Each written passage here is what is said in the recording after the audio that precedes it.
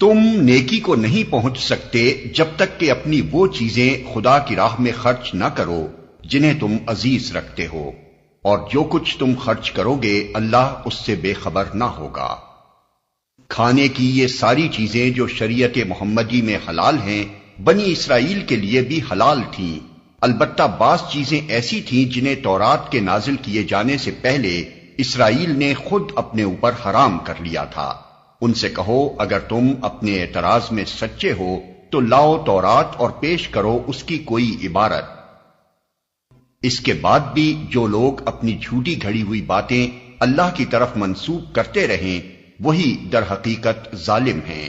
کہو اللہ نے جو کچھ فرمایا ہے سچ فرمایا ہے، تم کو یکسو ہو کر ابراہیم کے طریقے کی پیروی کرنی چاہیے، اور ابراہیم شرک کرنے والوں میں سے نہ تھا۔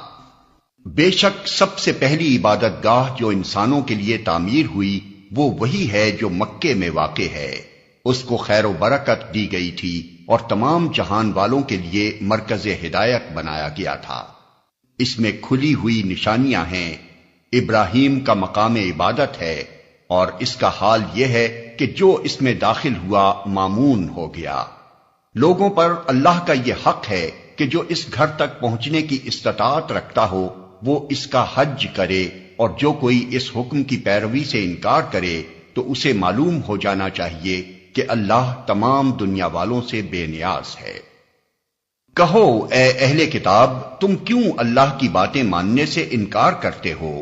جو حرکتیں تم کر رہے ہو اللہ سب کچھ دیکھ رہا ہے۔ کہو اے اہل کتاب یہ تمہاری کیا روش ہے کہ جو اللہ کی بات مانتا ہے اسے بھی تم اللہ کے راستے سے روکتے ہو اور چاہتے ہو کہ وہ ٹیڑھی راہ چلے، حالانکہ تم خود اس کے راہ راست ہونے پر گواہ ہو۔ تمہاری حرکتوں سے اللہ غافل نہیں ہے۔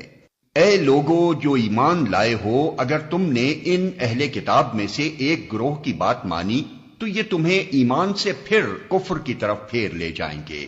تمہارے لیے کفر کی طرف جانے کا اب کیا موقع باقی ہے جبکہ تم کو اللہ کی آیات سنائی جا رہی ہیں اور تمہارے درمیان اس کا رسول موجود ہے۔ جو اللہ کا دامن مضبوطی کے ساتھ تھامے گا وہ ضرور راہ راست پا لے گا۔